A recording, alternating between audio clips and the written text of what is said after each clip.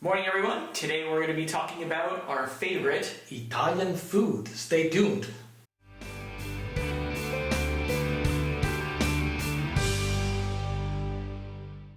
Welcome to living in Italy under lockdown and quarantine on Travel Addicts Life. Today is day 56 and it's Sunday, May the 2nd. Sunday? Saturday, May the... That's okay. It's all a blur. Our Saturday, Sunday, Monday, Tuesday clock is all messed up. Every day is a blur. Anyways, sorry about that. And for all those who are wondering why we're releasing the video a little late, this is take 3.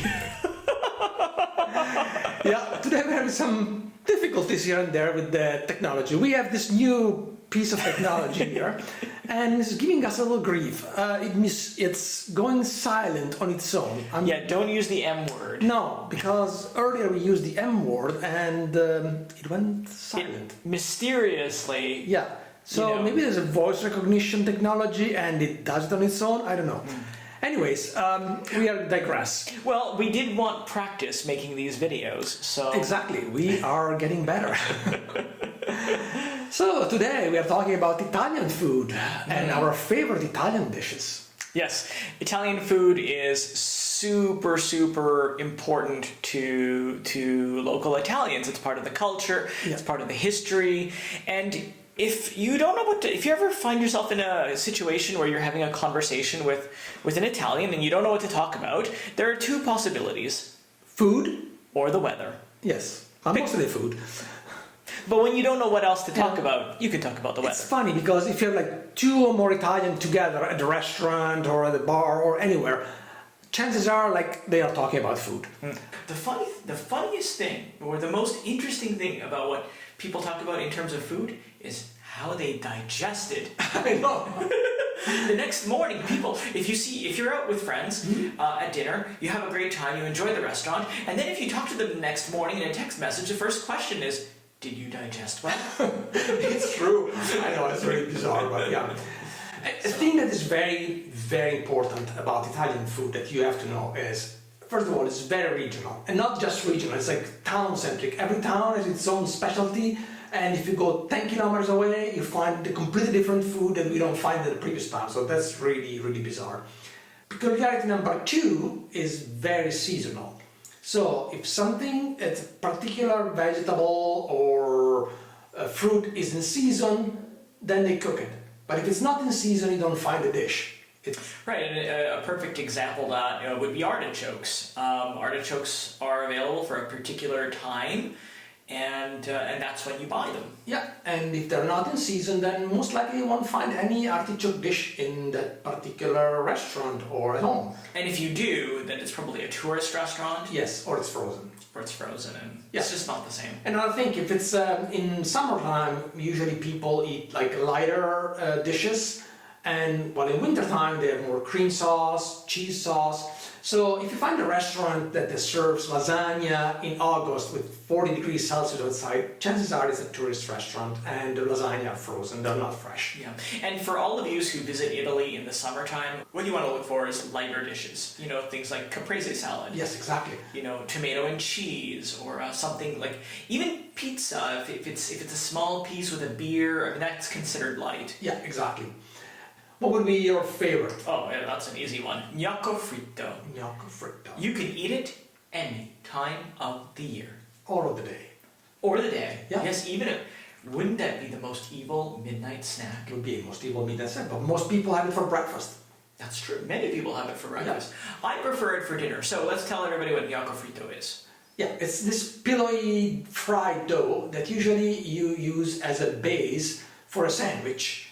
And you put like cured meat inside, such as salumi, which is prosciutto, like prosciutto, salami, mortadella. So you make a sandwich out of 2 slices of gnocco fritto, fresh out of the fryer, and you eat it. It's so good. And we have finally cracked the code on the gold standard of gnocco fritto. I know, the recipe is a bit of a secret, but it's delicious. It's the easiest thing in the world, but the funny thing is all of the restaurants who win what they call gnocco d'oro, yes, it's such a thing, the gold gnocco, if they give you a recipe, they always give you the wrong recipe because there's actually two recipes. What, do you blame there? Then you take the whole business out of it from them. So Exactly. I'm not going to give the recipe. But if any of our viewers wants to open a restaurant and wants to be a gazillionaire, You should make me up a fritto. give us a call. We partner with you, and you will be rich beyond your imagination. My Italian favorite food is bolognese sauce. I grew up eating bolognese sauce, and I still love it. Just the sauce, like in a No, bowl, with like tagliatelle or with tube pasta. Yeah, that's my favorite one. and that's delicious too. And I it's can very eat that delicious. anytime. And you can see the video about how we make bolognese sauce at home. And talking about regionality, the bolognese sauce from Bologna is made one way, but a spaghetti sauce that's found in Canada or North America will be probably a tomato-based dish, but that's because it comes from the south. Mm-hmm. And people from southern Italy were the ones who emigrated to North America the most. Yeah. So that's why that type of dish in North America is much more popular. Yeah, exactly. Or So version. yeah, exactly. So here it is mostly meat, while in the south has bigger tomato sauce component. But here is mostly meat. And another very peculiar thing about the region we live in is everything is pork-centric and cheese-centric. So everything we eat here has some sort of pork-related. And when you say pork and cheese, only one thing comes to mind: carbonara. Carbonara is so good. Yeah. And it's just 6 ingredients. Just 6. Let's count it out. So you've got eggs, no cream, only eggs. You have pancetta. You've got salt. Yeah. You've got pepper. You've got cheese. And you have spaghetti. And you got spaghetti. Wow, Yeah. I got that right on the first shot. Yeah, 6 ingredients. Yeah, but that's more like that's a dish from Rome. It's not originally from this area, but it's so good. If it's made properly, it's really, really good. Well, kind of like the artichokes. Yes. Roman artichokes are famous. Are really famous. But if you want true deep-fried Roman artichokes, you have to go there in the wintertime when artichokes are at the peak of the season, like January, February. Oh, they're so good. It's like eating chips. And the best ones come from the Jewish ghetto. Yeah. So not even in Rome, like in a it is tiny in 2 streets of Rome. Yeah. Yes. If you go there in the winter, you have like the best artichoke you ever had in your life. So yeah, these are the main difference between Italian food that you find here and Italian food you find in North America. Now, there's some dishes that are specifically Italian food from North America that you will never find here. For example, spaghetti and meatballs. This does not exist here. There's some version of something similar, but it's not the same dish you find. How about the ravioli in the can? Ravioli in the can? Never seen it here. No. And another one is fettuccine alfredo. That's another dish that was invented in North America. The closest thing you find here is fettuccine with cheese, but that's not... Yeah, quattro formaggi. Quattro formaggi, exactly. So if you find a restaurant in Italy that serves one of those dishes, chances are it's for tourists. Local will never eat there. So if you want an true Italian, authentic experience, move on, go to the next one. And if you find a restaurant in Italy with pictures outside of food, and they serve like a bit of everything, for example, they serve lasagna and pizza, and a picture of these, chances are it's for tourists. Run as fast as you can. Yeah, you won't have the true Italian experience. Speaking of run as fast as you can, we are in the race to 1,000 subscribers. We are.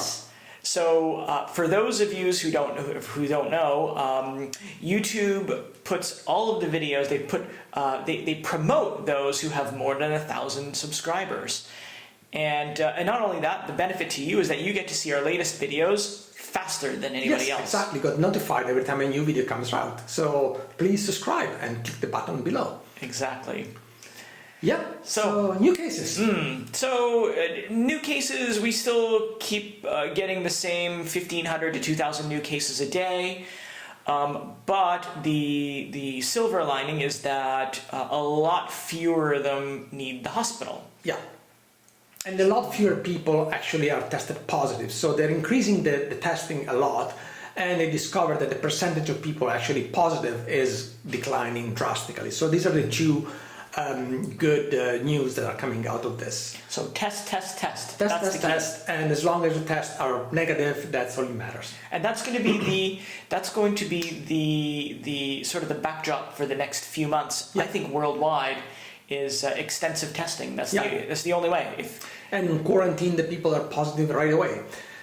Yeah, that's what they're going to be in the future. Intensive care units are getting less and less busy. Thank God, people that require intensive care are getting fewer and fewer, which is good. Probably is a combination of better drugs, better treatment, and maybe the virus is getting weaker.